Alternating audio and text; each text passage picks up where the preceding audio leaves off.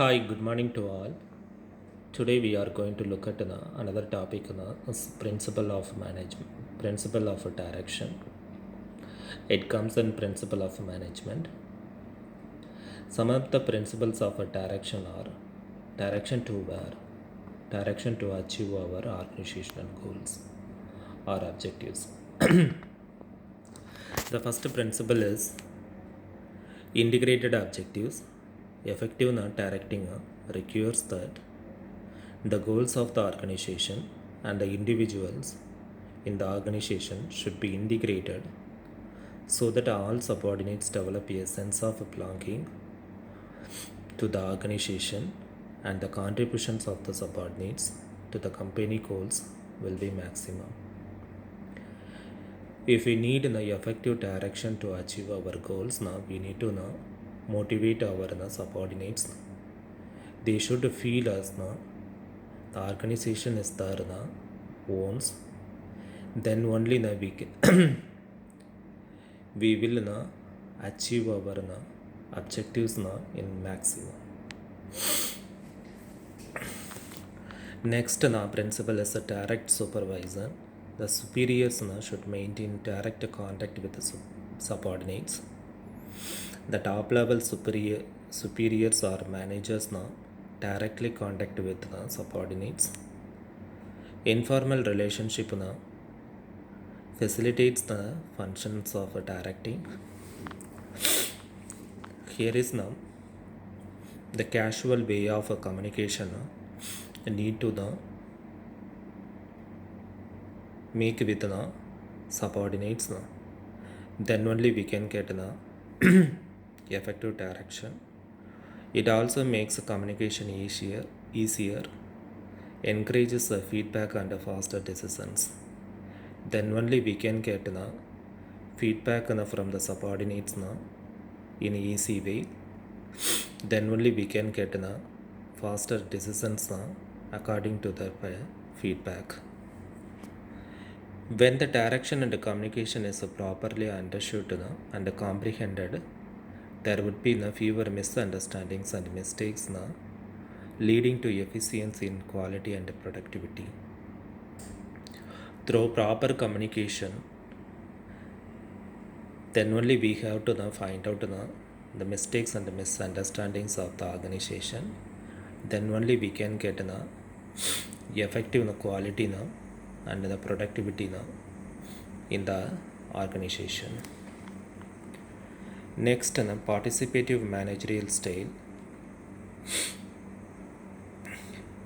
Here is the leadership style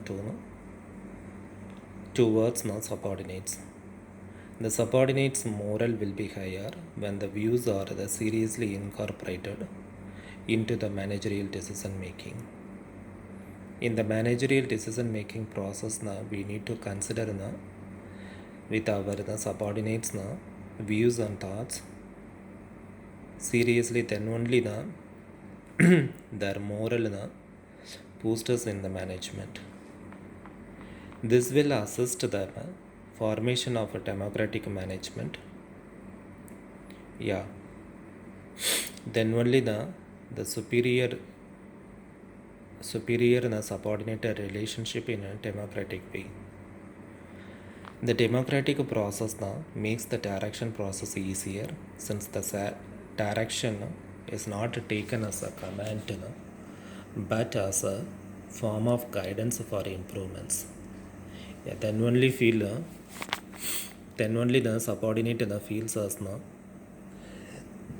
they have democracy to say anything with freedom. Then only they work more harder to achieve our goals. Then unity of direction. The direction must be clear and unambiguous, but from a single chain of command. Otherwise, the authority will be undermined, resulting in disorder and confusion. The direction must be clear and undoubtfulnesses and the single chain of command. we need to get a command from one superior. If not, we will get the confusion and the disorder in the management. The fifth one is follow through. Effective direction demands the achievement of the results. Direction purposes to achieve the end results. The results can only be achieved by being constantly in touch with developments. We need to focus the subordinates development through which we need to get effective direction to achieve our goals. This requires continuous supervision, guidance, advice, and coaching of subordinates in their activities to attain the design goals. For that, we need to motivate the employees we need to direct employees in the form of continuous supervision. We need to give good guidance and advice, and the subordinates development skills and ability also need to improve. Then only we have to attain our desired goals. Thank you.